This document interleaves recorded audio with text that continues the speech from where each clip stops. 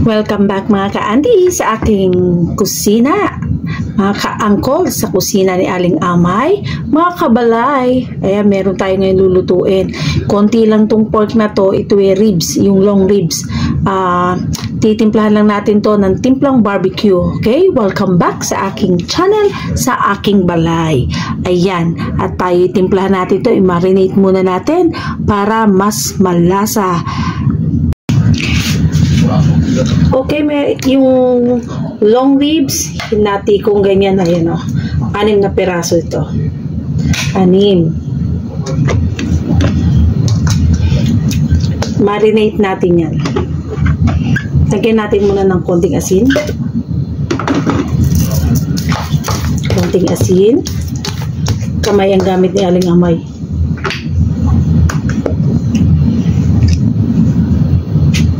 Ground black pepper.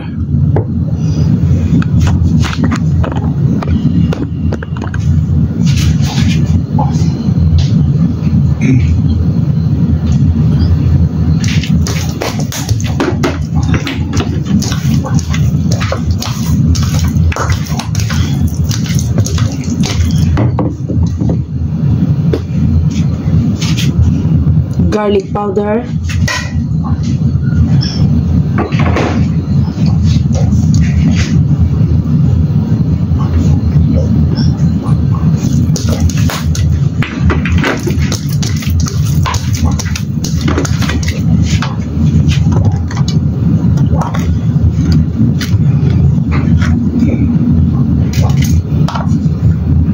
One tablespoon brown sugar.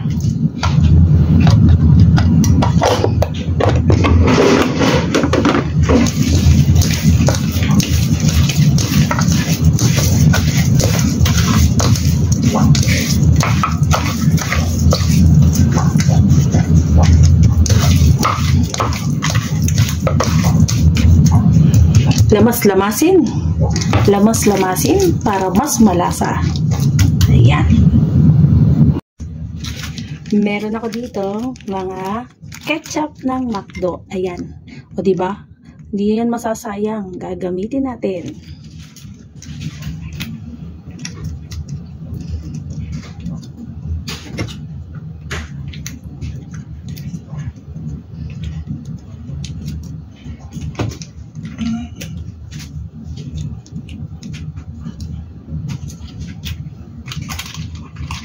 Tama na itatlo.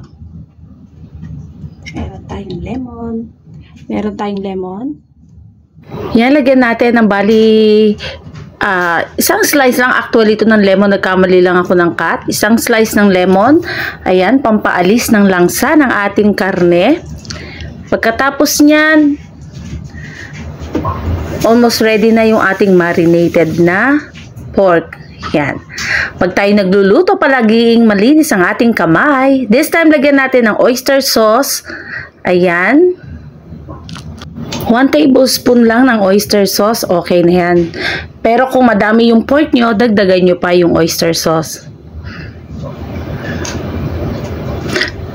Nasa around approximately 250 grams lang yung aking karne or 300 grams. Kaya yan, ganyan lang yung ating amount. This time, lagyan natin ng konting liquid seasoning ng Maggi. Baka naman. Yan, 2 tablespoon. Nagdagdag pa si Aling Amay. Ayan.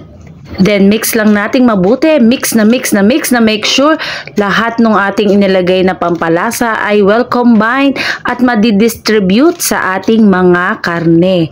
Ayan. So, mix lang natin ito ng malupit at iset aside natin around 15 to 30 minutes or more is mas maganda. Ayan. Set aside na natin ang ating pork at ready na. Ito na. Ayan, ready na to fry. Actually, to grill. Ayan. Hindi natin kailangan ngayon ang uling dahil gusto natin kumain ng inihaw na ribs. This time, magpainit tayo ng ating wok. Ito, ang ating wok. At lagyan lang natin ng konting-konting amount lang ng oil para lang wag manikit yung ating iluluto. Ayan. At this time, mainit na yung ating wok. Umpisahan na nating lutuin yung ating pork ribs. At instead na ito ay ihawin natin sa charcoal or sa kahit anong griller, dito lang tayo sa loob ng ating kusina, magluluto dito sa ating pan. So yung cravings natin para sa inihaw na pork ribs ay masasatisfy doing this procedure. Ayan. O, ihilera lang natin yung ating mga karne dyan sa ating wok, gaya ng ginagawa ni Aling Amay. Ganito lamang po. At ayan, slowly cooking tayo hanggang sa ito ay lumambot. After natin itong biling-bilingin or balibaliktarin natin maya-maya, ay both sides natin itong gagawin. Maglalagay muna tayo ng tubig dito para lumambot ito. Palalambutin natin ito slowly 30 to 45 minutes. At then after nun, madadry again yung sauce niya. At ayun na. Wait nyo kung gaano kasarap ito. At talaga namang satisfied ang mga boss ko. At sabi nga nila, humeya. Ayan. O, eto na. At ipakikita lang ni Aling Amay, gano'n niya ito katsagang pinagbali-baliktad, paulit-ulit para all sides are well done na maluto or maging even yung kulay, yung cooking time. Ayan. And this time, tapos natin bali-balikta rin ito na parang na-fry natin at nakuha natin yung sarili niyang water ay kumatas. Yung ating pinagbabaran or yung ating marinated, ayan, ilagay na rin natin and then mag-add tayo ng water and then simmer for 30 to 45 minutes, mga ka-auntie, mga ka-uncle. Ayan, hot water na po yung nilagay ko para mas continuous yung cooking time. Ayan.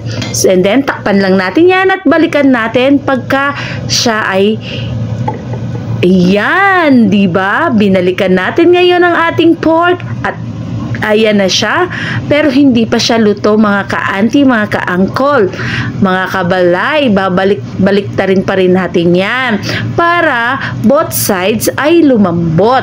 Ayan. After natin baliktarin ito, tatakpan uli natin and then babalikan after ng ilang minuto. Ayan. Kung naamoy nyo lang yung amoy niya, ay napakabango, mga ka-auntie, mga kabalay, mga ka-uncle. Ayan. Oh, sobrang bango niya. Wala tayong ibang inilagay dyan, kundi yung mga ingredients lang natin na pinang-marinate at napakasarap po ng ating pork. And then, eto na, balikan uli natin siya after few minutes. Pagkatapos natin takpan at ayan. O, kasi hininto ko yung cooking time dito dahil masyado na siyang malambot is wala pa yung aking mga boss. But this time, open na uli natin yung fire. Ayan na siya. And then, inaano ko na lang to, to thicken the sauce na lang tayo dito. At ayan, nakita nyo ba kung gaano kaganda yung kulay niya? At hintayin natin hanggang sa ito ay ma-dry at para na siyang ginrill natin na pork ribs. Wala siyang sauce, walang anything. Napakasarap, mga ka-auntie, mga ka-uncle. O ano pang hinihintay nyo? I-try nyo na ito sa inyong mga kusina. Kung nagustuhan nyo ang video na ito, paki-hit na ang like and share and do some comments sa ating video. At sa mga hindi pa nakapag-subscribe sa aking channel, sa channel ni Aling Amay Vlog, please subscribe and hit the notification bell para updated po kayo sa mga susunod pa nating mga video gaya nito sa aking mga pagluluto sa aking kusina. Ayan. At tandaan lang natin palagi, maging happy, maging grateful sa lahat, at maging masaya lang tayo sa ating buhay. Ayan, simpleng mga pagkain pero nakakasatisfy ng ating cravings at ng ating gutom at nakakapagpalakas sa atin. Ayan, enjoy eating, happy life, bye! Hanggang dito na muna uli, hanggat sa muli, mga kapatid ko sa aking kusina. Ayan, mga ka-auntie, mga ka-uncle, mga kabalay, bye!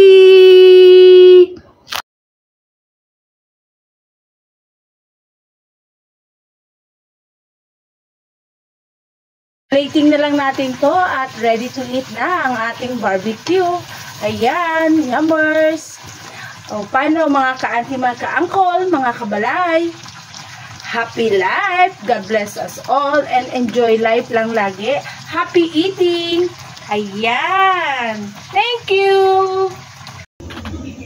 There you go! Ayan na ang ating barbecue in a pan. Ayan ang ating pork barbecue in a pan. Happy eating! Bye!